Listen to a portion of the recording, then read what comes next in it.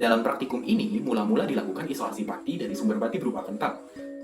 Mula-mula kentang dikupas, lalu dibersihkan.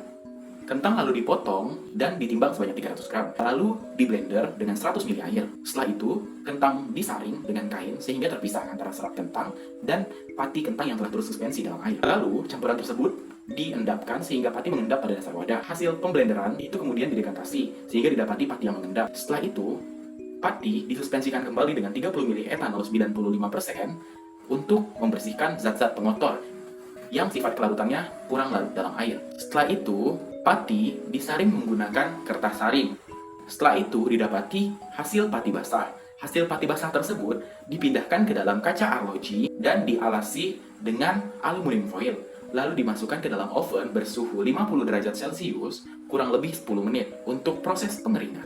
Hasil pengeringannya berupa hasil jadi pati dalam bentuk granul kasar kurang lebih 7% dari hasil total kentang yang kami pakai. Hasil dari pengeringan di oven kurang lebih 7,81% atau 24,30 gram.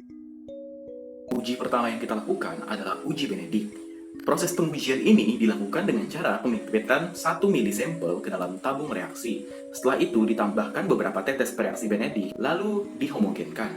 Setelah homogen, campuran tersebut dipanaskan pada penangas air kurang lebih 5 menit, lalu didinginkan. Dari praktikum yang dilakukan, didapati bahwa pada sampel glukosa memiliki hasil yang positif. Hal ini karena memang dalam sampel glukosa terdapat gula pereduksi, sedangkan dalam sampel amilum dan sukrosa tidak terdapat gula pereduksi. Hasil positif pada uji Benedict ditunjukkan dengan warna merah bata pada sampel glukosa, dan hasil negatif yaitu tetap biru pada sampel sukrosa dan amilum. Selanjutnya kita berlanjut ke uji yang kedua yaitu uji Fehling. Uji Fehling juga dilakukan untuk menentukan gula pereduksi dengan menggunakan reaksi Fehling. Mula-mula kita pipet 2 mili reaksi Fehling ke dalam tabung reaksi, lalu kita tambahkan 1 mili sampel pada tiap-tiap tabung reaksinya. Setelah itu kita homogenkan, lalu kita panaskan di atas penangas. Setelah itu kita amati perubahan warna. Pada praktikum yang dilakukan, tidak terjadi perubahan warna sama sekali pada 3 sampel. Hal ini terjadi karena ada 2 kemungkinan.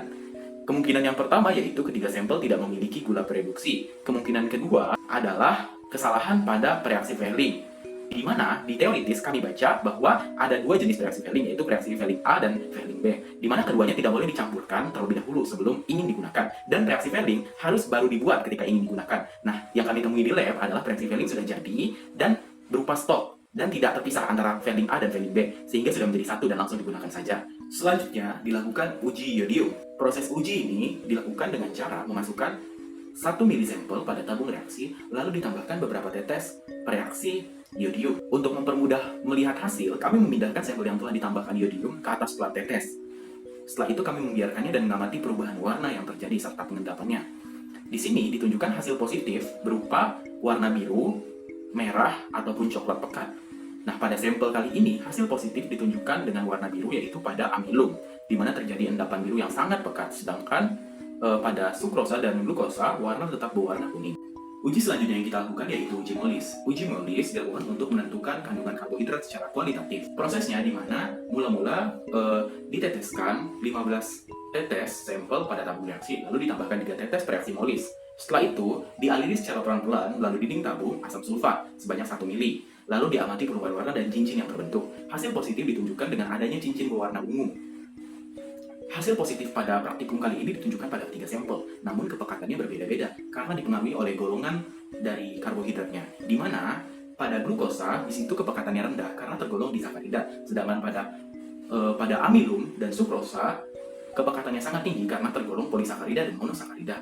Uji selanjutnya atau uji terakhir yang kita lakukan adalah uji hidrolisis pati, di mana pada proses hidrolisis pati ini melibatkan 2 komponen uji, yaitu uji iodium dan uji Benedict. Mula-mula, sampel dipipet ke dalam tabung reaksi, lalu ditambahkan 2,5 mili HCl. Setelah itu dipanaskan selama 3 menit dan diamati perubahan warna. Lalu dipanaskan 3 menit lagi, yaitu pada menit sampai menit ke-6, ke-9, ke-12, ke-15, ke-18, hingga menit ke-21. Dan diamati perubahan warna pada setiap 3 menit sekali. Setelah proses itu dilakukan, pati dihidrolisis lagi selama 5 menit, lalu didinginkan pada air keran. Setelah itu, diberi reaksi Benedict dan diamati perubahan warna. Setelah proses hidrolisis selesai, sampel lalu diberi NaOH sebagai penetral dan diukur pH-nya menggunakan kertas lakmus untuk membuktikan bahwa pH sampel benar-benar telah netral. Hasil dari sampel yang telah netral tersebut kemudian diberi reaksi Benedict. Nah, seharusnya secara teoritis, hasil dari hidrolisis pati adalah keruh dan terbentuk endapan berwarna merah bata. Namun tidak kami temui pada praktikum kali ini karena suasana asam tidak tercipta. Hasil uji iodium pada setiap 3 menit sekali hingga menit ke-21 menghasilkan hasil yang cukup rancu, di mana pada menit pertama atau menit ketiga pertama menghasilkan warna tetap coklat, di mana secara teoritis harusnya warna ungu. Sehingga menurut kami ini hasilnya tidak sesuai dengan teoritis, sedangkan pada menit ke-6, 9, 12, 15, hingga 18 hasilnya sesuai teoritis, yaitu mulai dari biru hingga kuning kecoklatan.